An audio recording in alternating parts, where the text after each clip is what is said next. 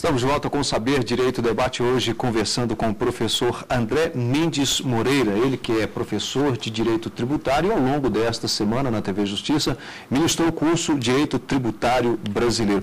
Professor, só retomando aquela nossa conversa do finalzinho do bloco anterior sobre justamente as possibilidades, e aí o senhor já nos trouxe aqui a não possibilidade de negociação dessas dívidas, multas, enfim, antes mesmo para tentar solucionar ali previamente, não deixar que isso vá mesmo ao judiciário, o senhor diria que hoje o governo, enfim, aí entra o municipal, o estadual, o federal, ele contribui desta forma no direito tributário para que haja, seja então, de certa forma, não é bem esse o termo, mas um dos grandes clientes do judiciário brasileiro, desses litígios? O sistema existente, sistema este dentro do qual o direito do fisco é indisponível, ou seja, não pode o agente fiscal dizer, não vou autuar esta empresa neste momento, porque não é o momento adequado, ou vou perdoar esta dívida porque ele não agiu de má fé. O direito é indisponível. Indisponível, inclusive, em lides judiciais, ocorre, por vezes, de alguns juízes determinarem audiência de conciliação em lides tributárias.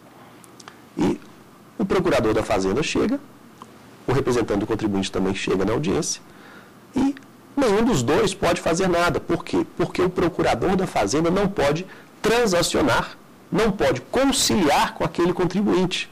Haja vista que somente com lei própria e específica, o direito do fisco pode ser tornado disponível.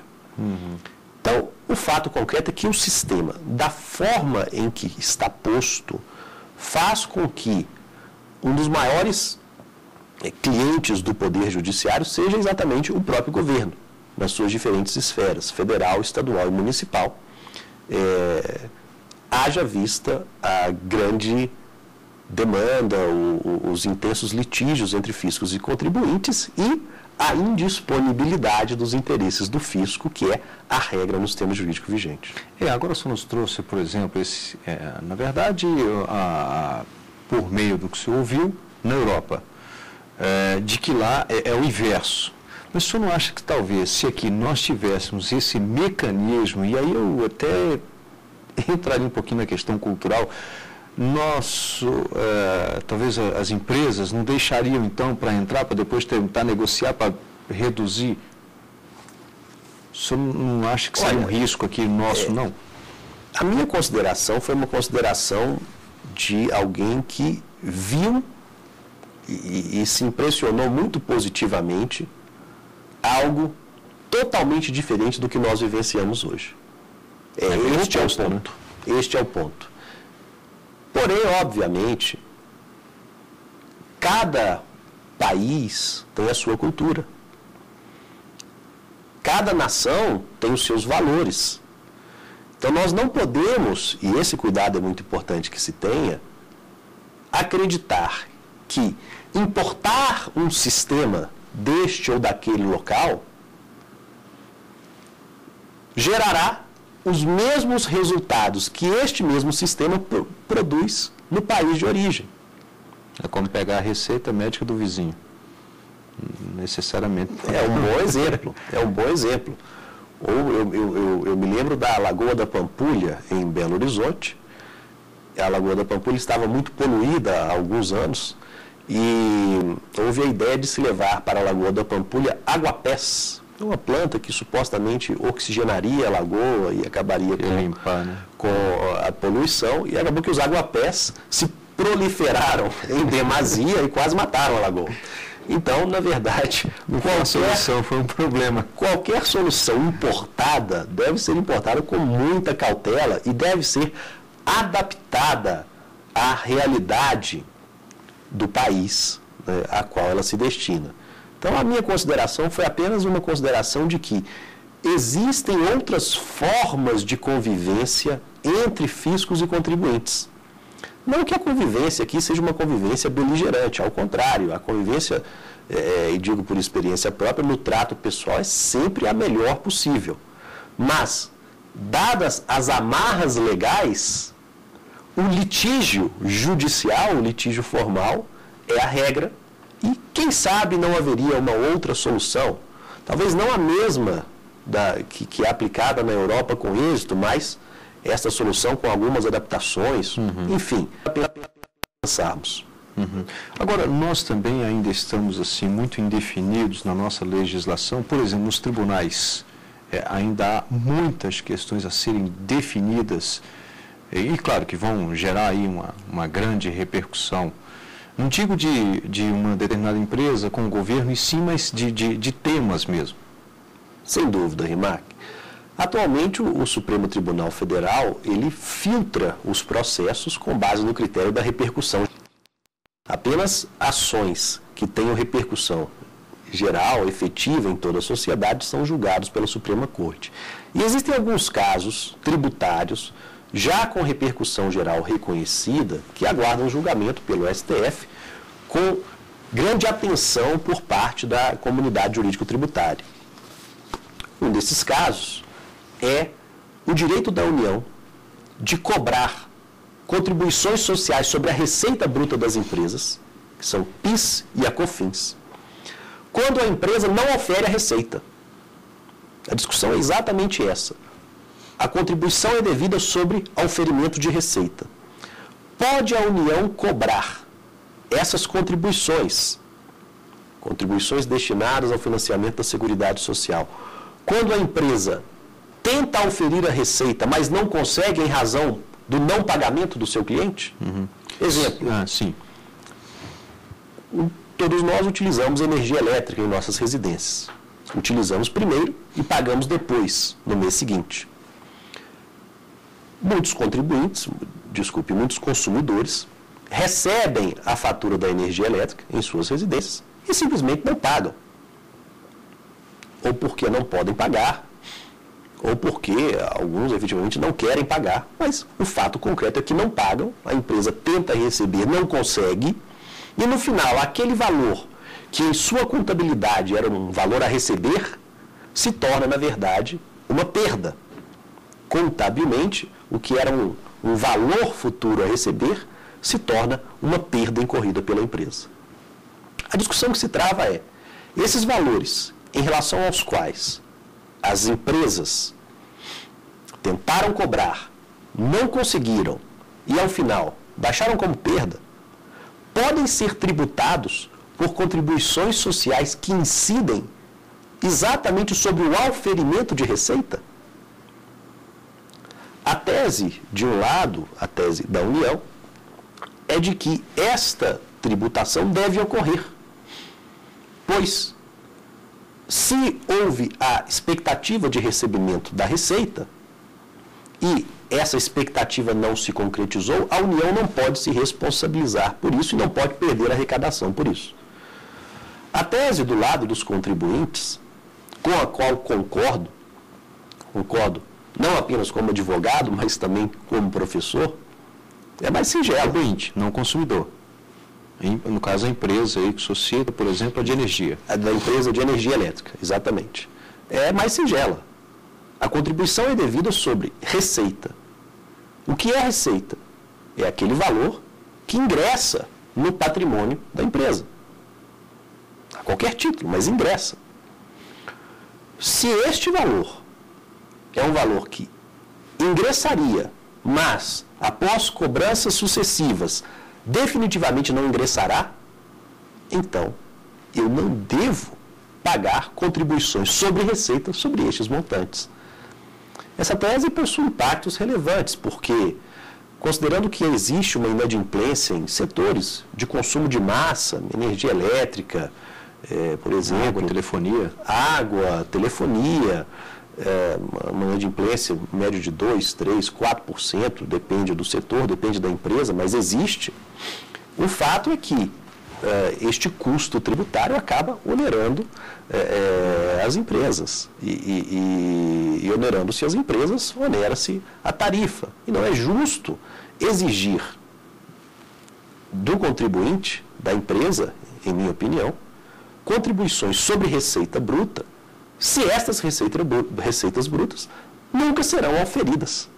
Após observados os ditames da legislação, existe um dispositivo no próprio regulamento do imposto de renda, o artigo 340, que trata exatamente do momento em que uma receita deve passar a ser considerada uma perda para a empresa. Após sucessivas tentativas de cobrança, sem êxito, aquela expectativa nunca se concretizará. Logo, a meu ver, não existe o critério material da hipótese de incidência da norma do PIS/COFINS, ou seja, não ocorreu o fato gerador, o fato que ocorreu no mundo real, enseja a União o direito de exigir as contribuições. Essa é apenas uma questão, dentre várias que estão em discussão hoje. Uma delas com relação ao direito à restituição do ICMS, no caso, na presumida, na substituição. Essa também é uma grande discussão ainda, também de repercussão geral, né? Sem dúvida, esta é outra grande discussão, bastante interessante. Apenas para aclarar, tem se tornado cada vez mais comum, em matéria de ICMS, a cobrança antecipada do imposto na indústria, geralmente. Então, ao invés de se cobrar o imposto em todas as etapas da cadeia de produção, cobra-se da indústria. Depois, cobra-se do distribuidor que adquiriu o produto da indústria. Depois, do varejista que adquiriu do distribuidor e vendeu para o consumidor final. Cobra-se antecipadamente o imposto na origem, na indústria, com base em uma base de cálculo presumida, presumindo-se o preço de venda desse produto para o consumidor final. É uma presunção. Uma presunção que pode estar amparada por pesquisas de mercado, claro. Vamos colocar um exemplo aqui. Claro, por exemplo, a indústria fabricante de um determinado refrigerante.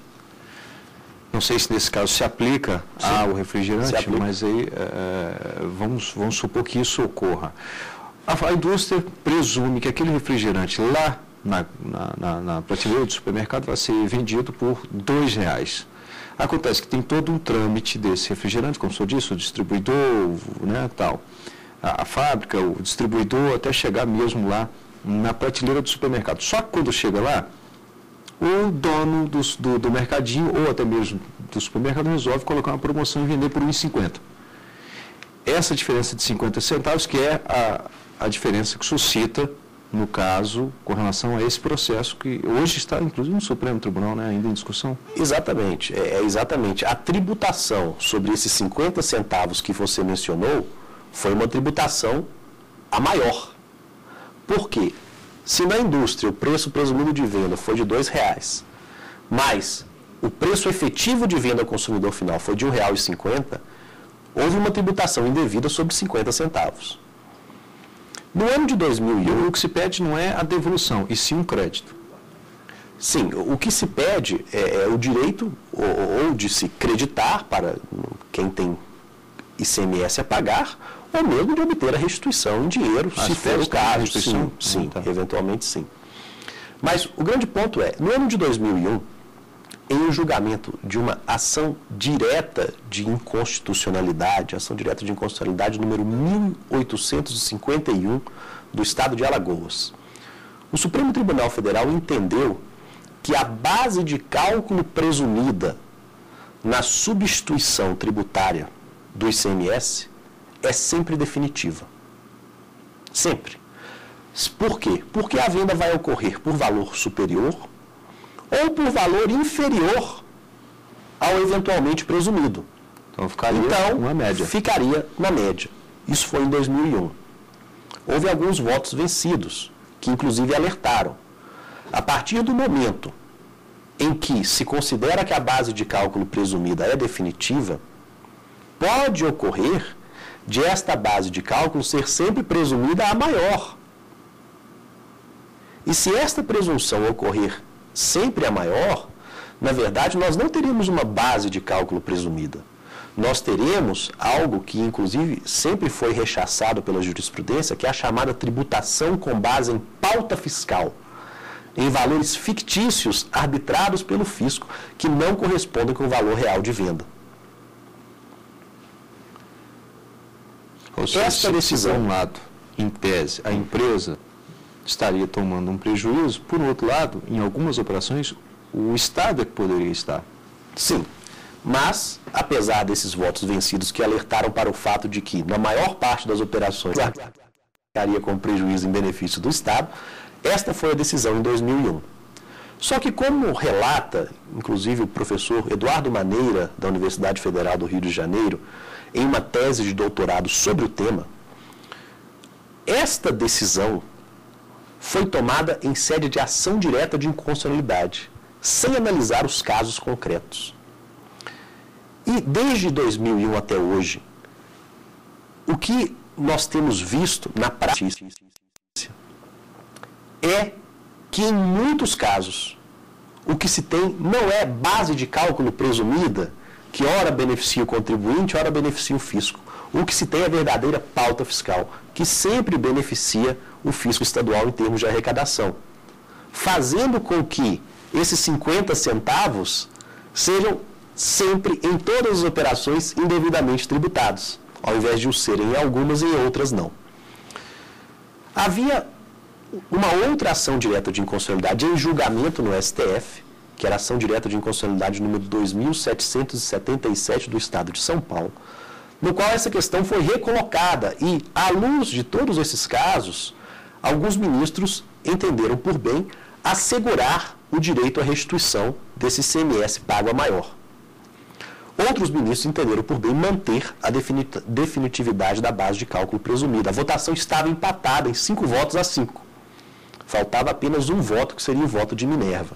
Mas, tendo em vista que essa votação já havia se iniciado há alguns anos, e considerando a nova composição da Corte, esta ação direta de inconstitucionalidade foi deixada de lado, por enquanto, e um novo recurso extraordinário está agora servindo de base e servirá para que uma nova votação se inicie e a Suprema Corte, afinal, decida se a base de cálculo presumida na substituição tributária progressiva do ICMS é definitiva, para o bem ou para o mal, ou não, se autorizaria o contribuinte a obter eventual restituição de tributos pagos a maior em razão de uma presunção superior ao valor efetivo de venda.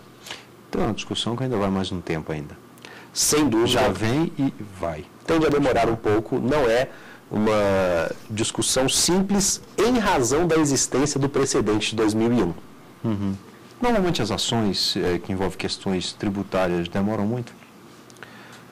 Sem dúvida. É óbvio que hoje, com os mecanismos da repercussão geral e com o mecanismo dos recursos repetitivos, as ações têm tramitado com maior agilidade.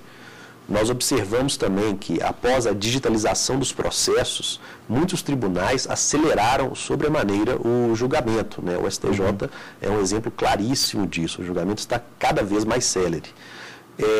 O tempo médio de duração de causas tributárias gira em torno de 8 a 10 anos, a depender da causa.